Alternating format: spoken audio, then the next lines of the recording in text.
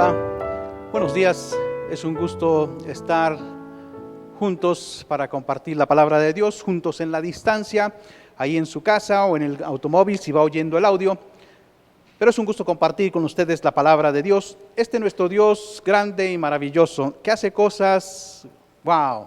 Mire, no sé si usted se dio cuenta, hace unos días salió una noticia donde decía que los científicos estaban impactados, anonadados, extrañados, porque en el universo está sucediendo algo que rompe con las leyes de la física. Y entonces dicen, eso no puede ser, eso no puede suceder. Y es que a mí me da mucho gusto comentarle esto, porque mire, nuestro Dios hace lo que quiere. Él es el que ha creado todo. Su creación no lo limita. Él está por encima de su creación y puede hacer lo que quiera. Y para mí cosas como esas demuestran que Dios está al control. Que se extrañen los científicos, qué bueno. Porque Dios puede romper las leyes de la física que ha creado. A Él no lo limitan. Y lo que está sucediendo no es casualidad. Así que es de este Dios bueno y maravilloso del que vamos a hablar esta mañana. Antes vamos a hacer una breve oración. Padre, en el nombre de Jesús te pedimos que alumbres nuestro entendimiento y nuestro corazón con tu palabra. En el nombre de Jesús te lo pedimos. Amén. Hemos estado hablando de que Dios está buscando hombres y mujeres, estoy usando el genérico, que tengan un corazón dispuesto. Y cuando el corazón está dispuesto, entonces Dios nos puede utilizar. Samuel, desde pequeño, ha tenido el corazón dispuesto para seguir y servir a Dios. Ha tenido ejemplos de fe tremendos. Ahí están su madre y su padre poniéndole en primera línea el ejemplo de lo que es una fe genuina. Así que en este momento, cuando estamos llegando al capítulo 3 de la historia de Samuel, pues Dios comienza a utilizar a este joven, a obrar en él y a obrar a través de él. Y le llama para su servicio. Eso es lo que vamos a ver en el capítulo 3. Nos muestra este llamado, algo muy importante que debe impactar nuestra mente y nuestro corazón. Que el llamado de Dios puede ser porque ha anulado a alguien. Alguien viene nuevo a servir en un lugar donde Dios ha rechazado a otro. Esto lo digo por Elí. Elí ha sido rechazado por Dios y entonces ha levantado a Samuel.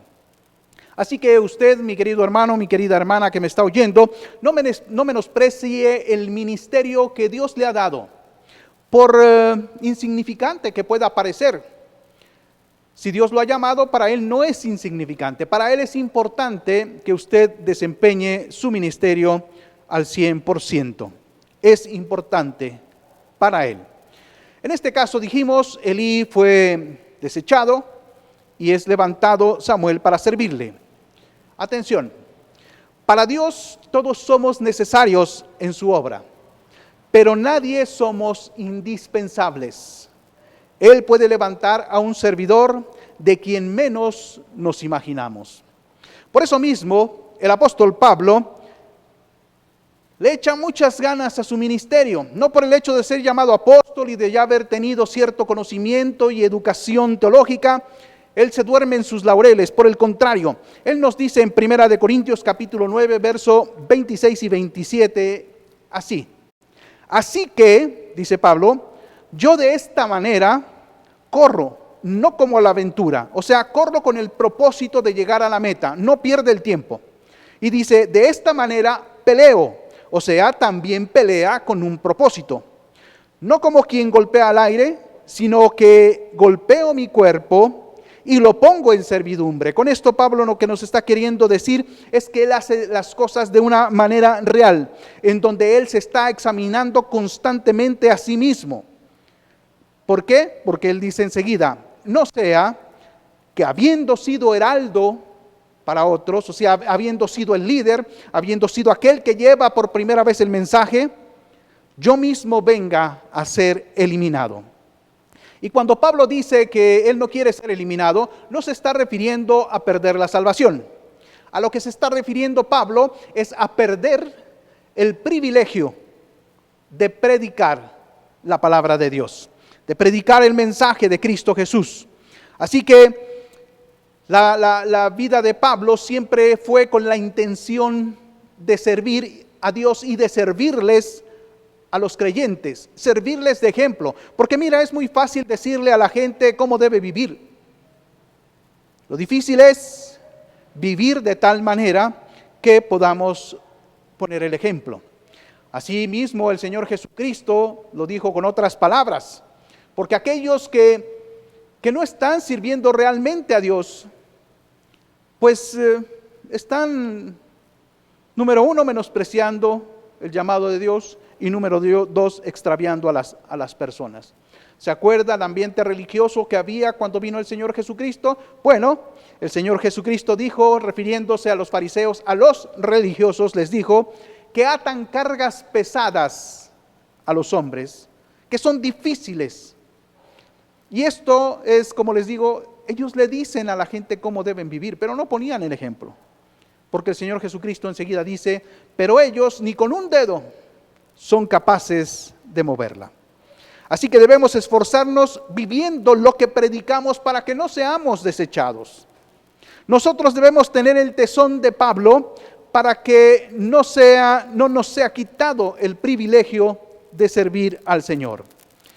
En estos momentos, entonces, la Escritura dice que Samuel ministraba para el Señor. Era uno de los pocos que servían fielmente a nuestro Dios, se mantenían fieles, sirviendo realmente al propósito de Dios y no a sus propios propósitos egoístas. A pesar, fíjese, de la presión que debía haber tenido Samuel para hacer las cosas de manera incorrecta. Ahí estaban los hijos de Eli, ahí estaban los demás sacerdotes que seguían a los hijos de Eli. Y ellos hacen presión porque no pueden ver a alguien que viva santamente, que viva para Dios, porque eso les es un dedo que les está señalando su error, su falsedad. Y entonces lo que quieren es corromper las almas, la mente, el corazón de todos aquellos que quieren servir sinceramente a Dios, porque pareciera que aunque no lo dicen, ellos quieren tener más de su lado para justificarse diciendo a final de cuentas, bueno, todos somos iguales, todo el mundo hace lo mismo. El verso 3 del capítulo 3 de Samuel dice, Samuel estaba durmiendo en el templo de Jehová, donde estaba el arca de Dios, y antes que la lámpara de Dios fuese apagada, ese antes quiere decir que es el momento en que Dios llama a Samuel. Pero mire, Samuel está cerca de Dios. Mire cómo nos sirve de ilustración las cosas que dice la palabra de Dios. Porque Samuel está durmiendo cerca de Dios, o sea, cerca del arca. Está durmiendo en el lugar santo del tabernáculo. Si usted recuerda, la forma en que está dividida el tabernáculo es el patio, el lugar santo y enseguida el lugar santísimo. Ahí cerca del lugar santísimo, ahí es donde está durmiendo este varón de Dios. Y eso nos da una ilustración de cómo nosotros debemos de vivir cerca de todo lo que nos hable de Dios, de la Biblia, de la iglesia, de la oración, de los hermanos. Todo lo que nos acerca a Dios, todo lo que está cerca de Dios es bueno porque eso nos contagia. El arca, a final de cuentas, no representa a Dios. El arca es donde Dios se manifestaba para hablar, pero no son, vamos a decir, artículos que representan a Dios. No se adora el arca. No se adoran las cosas del lugar santo y del lugar santísimo. Se adora a Dios, servimos a Dios, porque toda adoración de los símbolos, el símbolo que sea, es pecado. Y lo que nosotros queremos es que estar cerca de las cosas de Dios para pensar en Dios. Por eso dice la Escritura y nos señala dónde estaba durmiendo Samuel. Pero luego nos dice, antes que la lámpara de Dios fuese apagada, o sea que nos está diciendo que todavía era de madrugada, todavía afuera era oscuro. Y Levíticos capítulo 24 nos dice que la lámpara de Dios, se refiere al candelabro, debía estar encendida toda la noche. Así que antes de que se acabaran, porque quizás Samuel lo que hacía era limpiarlos, porque tenían que estarlos limpiando constantemente para que no se fueran a apagar. Pues bueno, eran apagados de alguna manera a propósito, mientras se limpiaba cada una. Recuerde que tenían 7 lámparas, el candelabro tiene en sí 7 lámparas. Y eran limpiadas para que nunca se apagaran. Así que Samuel quizás es el que hacía ese trabajo para que siempre estuviera iluminado el lugar santo. Y es entonces cuando Dios le habla a Samuel. Y es entonces, fíjese, nosotros también podemos hacer una aplicación pensando en que cuando Dios nos habla, cuando Dios nos muestra algo, es como si nosotros despertáramos también de un sueño, así como Dios despertó a Samuel. Y entonces despertamos y abrimos los ojos y entendemos la realidad. Vemos las cosas de manera distinta a como la veíamos antes. Y ese es el propósito que tiene Dios cuando nosotros estamos cerca de Él, cuando tenemos un corazón para servirle. Y este ejemplo, quiero desarrollar esto de la lámpara de Dios, porque mire, tiene varios simbolismos, varias imágenes. Y quisiera examinar algunas de ellas para que usted vea la importancia y cómo nos afecta eso de la lámpara de Dios. Mire, primeramente quiero que veamos segundo libro de Samuel, capítulo 22, verso 29, dice así: Tú eres mi lámpara, oh Jehová, mi Dios alumbrará mis tinieblas. Fíjese la forma en que está escrito. Mi lámpara, mis tinieblas. Mi lámpara alumbra en mis tinieblas. Dios es nuestra lámpara. Él alumbra nuestras tinieblas, mis tinieblas. Está hablando del oscuro, del pecado que hay en nosotros mismos, de las cosas que nosotros pensamos que hacemos bien y que estamos equivocados. Y cuando Dios viene a nuestro corazón y nosotros dejamos que Él ministre, entonces nos vamos dando cuenta de todos nuestros errores que nosotros, como le digo, nosotros podíamos pensar que está bien. Las tinieblas en sí representan el engaño. Es fácil que se nos engañe si no estamos viendo con claridad. Por eso Dios viene a alumbrar nuestras tinieblas. La oscuridad los engaña de tal manera que piensen que sí están siguiendo a Dios, pero no es así. Hay un refrán que reza, yo sé que usted lo conoce: de noche todos los gatos son pardos. Y eso significa que la oscuridad engaña a las personas, las hace pensar que ven la realidad, pero las tinieblas los han engañado. Necesitamos a Dios para que ilumine nuestra vida. De otra manera no vamos a desechar las cosas malas. Seguiremos engañándonos pensando en que son agradables a Dios. Punto número 2. De lo que significa la lámpara de Dios. En Juan, el Evangelio de Juan, capítulo 1, verso 9, dice así: aquella luz verdadera que alumbra a todo hombre, venía a este mundo. Se refiere al Señor Jesús porque Él es la luz verdadera, Él es Dios. Así que lo que Juan nos está diciendo es que este mundo que está en tinieblas, que está en oscuridad, no está hablando de unas tinieblas o de una oscuridad física, está hablándonos de algo más peligroso, de tinieblas, de oscuridad espiritual. Y Dios, el Señor Jesucristo, es la luz, es la verdad. Las tinieblas son la mentira, el engaño. Cuando se acerca la luz, huyen las tinieblas. No hay manera que las tinieblas puedan cohabitar con la luz. Por eso dijimos que Cristo debe de venir a alumbrar nuestros corazones. Las tinieblas y la luz no son compatibles. ¿Cómo hacer realmente la voluntad de Dios si no sabemos o si no vemos lo que debemos de hacer? La gente hace cosas, como le digo, creyendo que están bien, pero están equivocados. Tristemente están equivocados.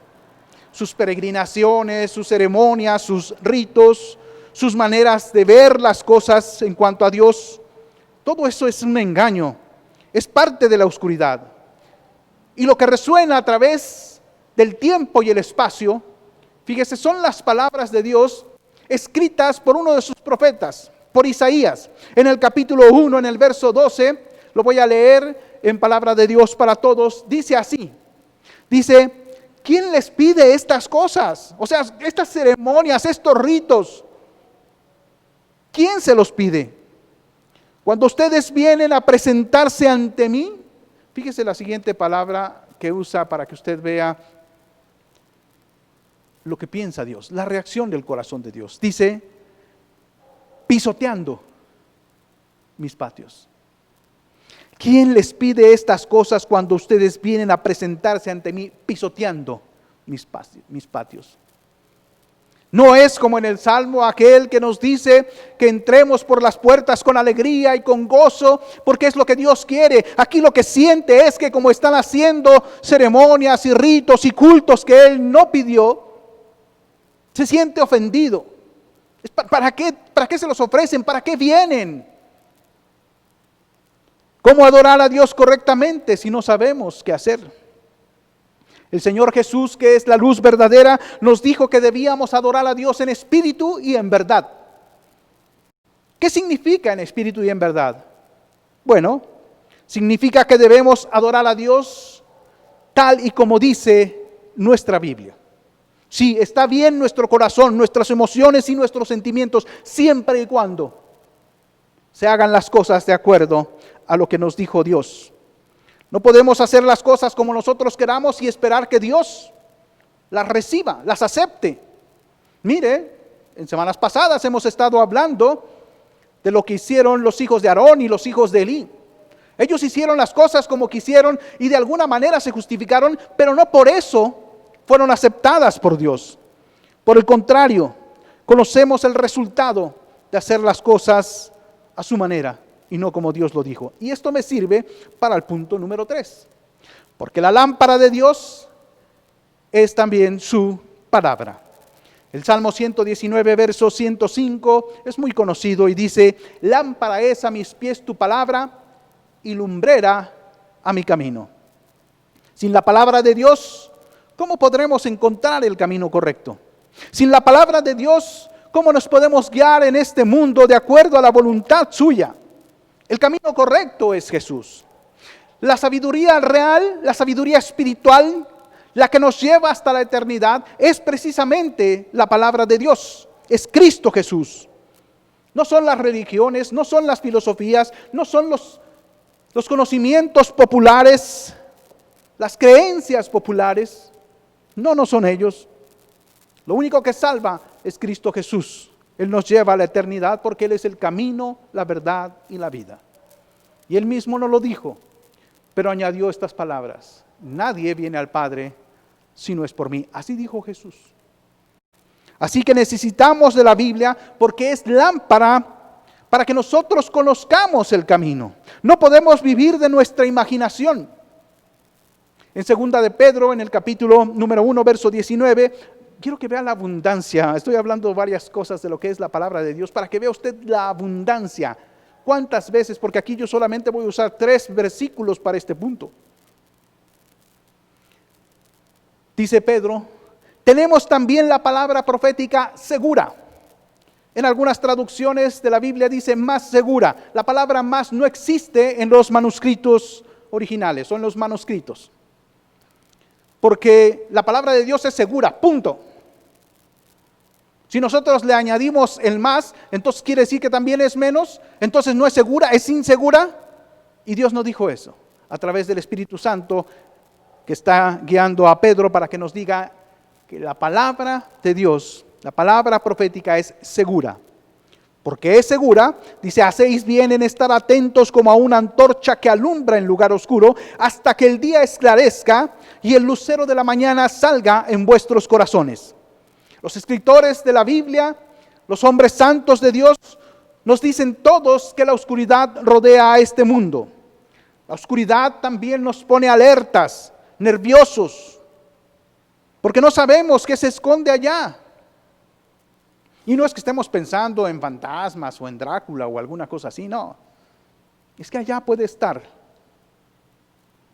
el enemigo, el adversario, el ladrón, el que vino para hurtar, matar y destruir.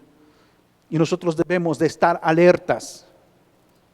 Por eso es que la Escritura nos llama constantemente a la palabra de Dios, porque es lámpara. Es uno de los recursos, la palabra de Dios es uno de los recursos que Dios mismo nos dio para que iluminen nuestra vida. Punto número 4. La predicación es lámpara de Dios también. En el Salmo 119, verso 130 dice así: la exposición de tu palabra alumbra y hace entender a los simples. Sí, cuando predicamos la palabra, eso nos ayuda a entender la voluntad de Dios. La predicación es importante. El enemigo no quiere que usted entienda esto de que la palabra de Dios es importante. La predicación de la palabra de Dios. Porque, mira, por eso el enemigo ha desanimado a mucha gente ahora que estamos pasando por esta contingencia médica. Porque les dice, no tiene chiste si no es presencial. Si no estamos ahí congregados, no tiene chiste la exposición de la palabra de Dios. Mentira. Dios sabía de este tiempo y Dios puso ahora en este tiempo estos recursos para que tú ahí en tu casa, en tu automóvil, no sé, hasta quizás caminando con audífonos, escuches la predicación. Hay más flexibilidad, sí, eso sí es cierto. Pero esto no quiere decir que entonces la predicación carece de importancia. Es el enemigo el que te dice que no sirve, que no pongas atención, que no va a ser lo mismo. Y es gracias a la predicación de la palabra que creímos en Cristo Jesús, en la locura de la predicación. Es gracias a la predicación de la palabra que somos confrontados con lo que hacemos y cómo vivimos. No dejes de escuchar las predicaciones, porque es la manera en que Dios ilumina nuestro entendimiento. Punto número 5. Usted es la lámpara de Dios para el mundo. Dice Mateo capítulo 5, verso 14 y 16. Vosotros sois la luz del mundo. Una ciudad asentada sobre un monte no se puede esconder, ni se enciende una luz y se pone debajo de un almud, sino sobre el candelero. Y alumbra a todos, dice, y alumbra a todos los que están en casa. Primero la familia. Su luz debe de alumbrar primero a su familia. ¿O es que somos oscuridad de la casa? Candil de la calle y oscuridad de la casa. Por eso, mire, no es casualidad que el Señor Jesucristo haya dicho en este orden las cosas, porque dice, y alumbra a todos los que están en casa. Así alumbre vuestra luz delante de los hombres, ahora los de fuera, ahora el mundo, para que vean vuestras buenas obras, si no son malos testimonios, obviamente, si no son testimonios de hombres y mujeres fríos en la fe, y glorifiquen a vuestro Padre que está en los cielos. Qué tremendo compromiso si usted y yo somos lámpara de Dios. Debemos alumbrar a nuestro derredor. La gente debe de ver la luz de Cristo Jesús en nosotros para que lo pueda seguir. Si no ven la luz en nosotros, estamos viviendo en la misma oscuridad. Por eso a veces no atraemos a nadie a la palabra de Dios y menos a los de nuestra casa. ¿Por qué vendría la familia a la salvación? ¿Por qué vendría la gente a la que le hablamos de Cristo a la salvación si nosotros somos oscuridad? La misma oscuridad que hay en el mundo. Pero cuando somos la lámpara de Dios, la luz de Dios, somos atraídos, somos llamados por el mismo Cristo Jesús para que también ellos alumbren su camino. Y entonces, poco a poco, se van encendiendo las lámparas de Dios en este mundo oscuro. Punto número 6. Los guerreros viejos sirven de lámpara, sirven de aliento a los jóvenes. Y mire, lo que quiero recordar es un pasaje del segundo libro de Samuel, que lo encontramos en el capítulo 21. Voy a leer desde el verso 15. Dice, volvieron los filisteos a hacer la guerra a Israel, y descendió David y sus siervos con él, y pelearon con los filisteos.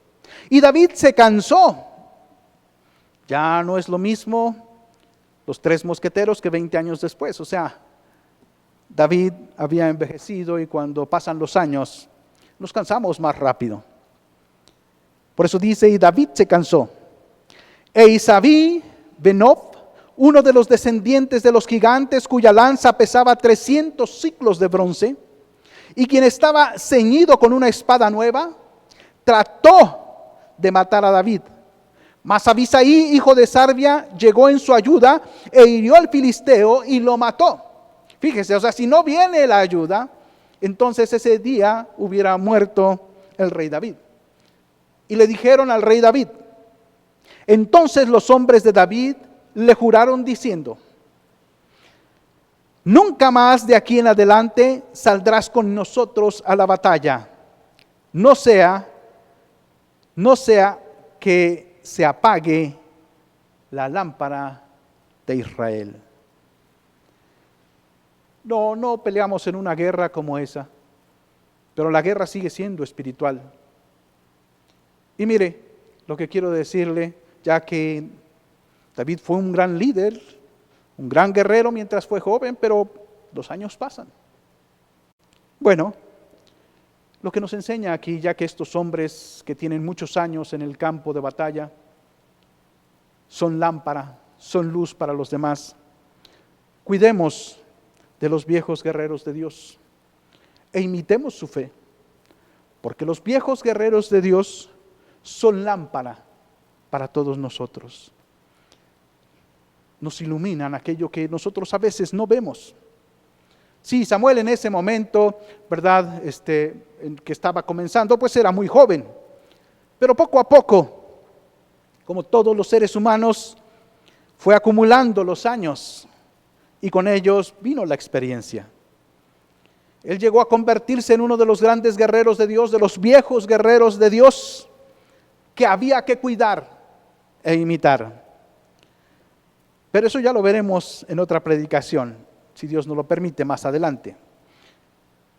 Lo que seguimos viendo aquí en el capítulo 3 de Samuel es que el siervo de Dios oye para obedecer. El siervo de Dios oye para obedecer.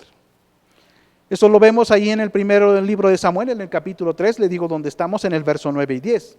Y dice así, y dijo Elí a Samuel, ve y acuéstate. ¿Por qué? Porque acuérdese que dice que antes de que amaneciera y antes de que la lámpara de Dios se apagara, Dios empezó a llamar a Samuel. Samuel estaba joven, muy joven, para saber que lo que oía no era la voz de Elí, del viejo sacerdote Elí, sino que era la voz de Dios.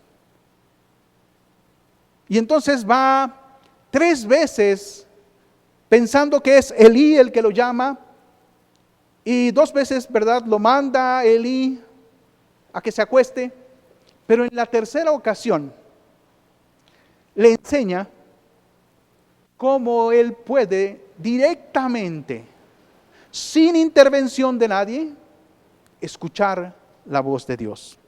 Por eso dice el verso número 9, y dijo Elí a Samuel, ve y acuéstate, y si te llamare, dirás, habla Jehová, porque tu siervo oye. Así se fue Samuel y se acostó en su lugar, y vino Jehová, me gusta esto, y vino Jehová y se paró, y llamó como las otras veces, Samuel, Samuel. Mire, cada que nuestro Dios repite 2 veces las cosas, es que nos va a decir algo muy importante, y en este caso se lo va a decir a Samuel. Por eso no es la primera vez que se menciona 2 veces algo que Dios dice, Samuel, Samuel. Entonces Samuel dijo, fíjese, él está deseoso de servir a Dios. Solo una vez le dijo Elí lo que debía hacer, y entonces cuando Samuel escucha el llamado, dijo, habla porque tu siervo oye. Esta palabra, habla porque tu siervo oye, no quiere decir, a ver, pues dime, a ver qué Quiere decir, la palabra oye, tu siervo oye, quiere decir oigo para obedecer. O sea, lo que Samuel está diciendo es: dime lo que es tu voluntad, dime qué quieres, dime en qué te puedo servir, porque lo voy a hacer. Esta palabra, por eso le digo, oír es oír para obedecer, tal como Romanos 10:17 nos lo dice. Es oír para obedecer.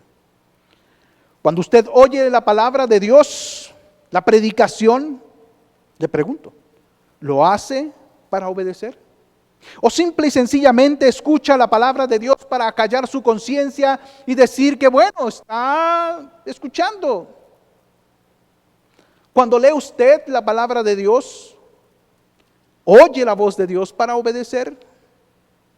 Si no es así, de nada sirve. Pero hoy puede decirle a Dios, si usted está escuchando algo de lo que yo estoy diciendo, de lo que Dios puso en mi corazón para usted, hoy usted puede decirle a Dios: habla, porque lo que tú me digas lo voy a hacer. ¿Está oyendo para obedecer? Mire, usted puede leer más tarde del verso 11 al verso 21, pero ese día, esa noche más bien, se acostó un jovencito a dormir en su cama, ahí cerca del arca. Pero en la madrugada se levantó un hombre para servir a Dios. El que fuera el último juez de Israel y el primero de los profetas de la monarquía. Se acostó un joven y se levanta todo un hombre de Dios. Su primer mensaje profético, su primera predicación, fíjese, no fue algo fácil. Fue algo muy duro, fue algo difícil, porque usted va a ver lo que Dios le está diciendo a Samuel. Él dice: ve y di. En este caso tenía que hablar con Elí. Mucha gente se calla por el temor al ¿qué va a decir? Este hombre es más grande que yo, conoce a lo mejor más de la escritura que yo. Pero él no se cayó. Mire, si usted recuerda el capítulo 1, verso 27, no sé cuántos años habrán pasado, porque obviamente esto no va desarrollándose paso a paso, sino que está abarcando años de vida. No sé cuántos años han pasado de que vino aquel hombre de Dios, aquel varón de Dios, a decirle básicamente el mismo mensaje a Elí. Pero ahora lo que Samuel va a hacer es decirle: esto está próximo a suceder. Y como le digo, mira, no era un mensaje muy fácil, porque dice, mismo el Señor le dijo: quien oiga esto que te voy a decir, le van a doler los oídos. Cuando te asista la razón, cuando sabes que lo que tienes que decir viene de Dios y no es un pretexto para dañar a alguien, un pretexto incluso para vengarte de algo de alguien. Cuando es realmente el mensaje de Dios, no te calles, a pesar de lo difícil que pueda ser lo que hay que decir. La iglesia de Dios, y la iglesia la formamos cada uno de nosotros, la iglesia de Dios debe estar escuchando lo que Dios dice, no nuestras ideas, no nuestros pensamientos, no nuestras filosofías, no nuestros desquites. Hay que hablar con valor. Esa es una característica de un hombre de Dios en tiempos difíciles.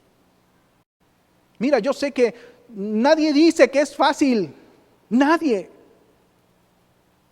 Dios mismo dejó registrado en la Escritura, en el Nuevo Testamento, cuando los apóstoles en el capítulo 4, sobre todo el verso 29, los apóstoles oran pidiendo valor. Sí, dice así el verso: y ahora, Señor, cuando están orando, mira sus amenazas y concede a tus siervos que con todo denuedo, que con todo valor hablen tu palabra. Concédenos el valor para hablar tu palabra. Claro, iban en contra de la corriente del mundo. Claro, iban en contra del pensamiento religioso de su tiempo. Claro, iban en contra de todos esos de hueso colorado que están dispuestos no solo a golpear, sino a matar por defender su supuesta fe en Dios. Pero si hay algo bueno que hizo Elí, fue enseñar al siervo joven lo que debía hacer para oír él mismo la voz de Dios. Debemos enseñar a los más jóvenes, a tus hijos, si eres siervo en la iglesia, a las ovejas de Dios, a la iglesia, debemos de enseñarla para que ellos oigan directamente la voz de Dios. No dependan nada más de nosotros que estamos sirviendo y predicando la palabra. Ellos también pueden escuchar la voz de Dios. Claro, no estoy hablando de hacerse imaginaciones de "y Dios me dijo". Estoy hablando de entender, de leer, de estudiar, de meditar en la palabra de Dios. Debemos de enseñarles entonces no solo con palabras, sino con nuestro ejemplo de vida, para que reciban la luz y el aliento que necesitan. Déjame llegar a la conclusión también el día de hoy.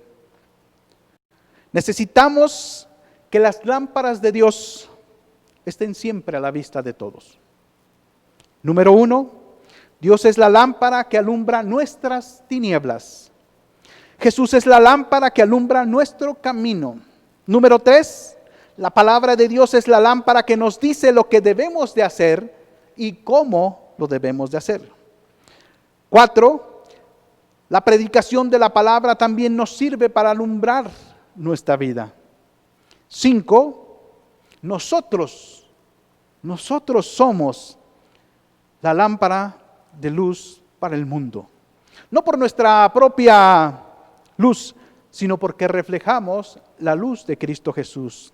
Y 6, los viejos guerreros de Dios también nos alumbran, también son lámpara para todos nosotros. Cuidemos de ellos. Un hombre de Dios, y estoy usando el genérico, un hombre de Dios en tiempos difíciles es aquel que está tan cerca de Dios, que se impregna de su luz, y al verla en usted, otros pueden seguir a Cristo Jesús. Las lámparas son necesarias en tiempos difíciles. Muchas veces los tiempos difíciles son llamados tiempo de oscuridad, la noche.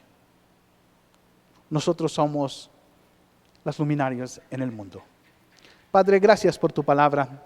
Gracias por mostrarnos la importancia, Señor, de que tú nos has tocado a nosotros y que nosotros, siguiendo la luz de tu palabra, estando cerca de ti, nos impregnamos de tu luz y podemos llevar al mundo esa luz que necesitan para que puedan salir de la oscuridad y seguirte y servirte.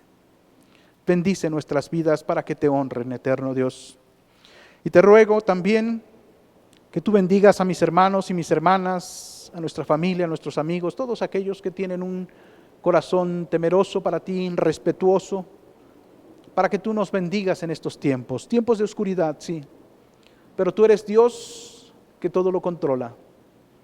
Tú eres Dios que nada escapa de ti, Señor, y puedes ayudarnos aún a pesar de la situación difícil en el mundo, porque no es cuestión de un país, es en el mundo, Señor.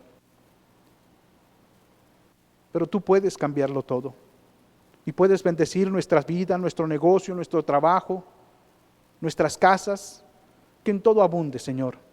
Bendícenos, prospéranos.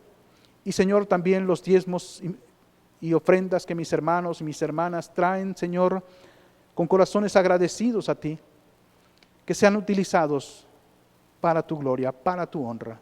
Y estoy orando por tu iglesia en este mundo, Señor, porque todos somos tus hijos. Bendícenos pues en el nombre de Cristo Jesús. Amén. Y es en el nombre de este nuestro Dios maravilloso, que todo lo ha creado, todo lo sustenta, y que va en contra de lo que el hombre se supone que deben ser las cosas, gloria a Él. Es en su nombre que yo les bendigo, que Él los guarde del mal, los aparte de los peligros y los prospere en todo lo que ustedes hacen. En el nombre de Jesús es que los bendigo. Amén.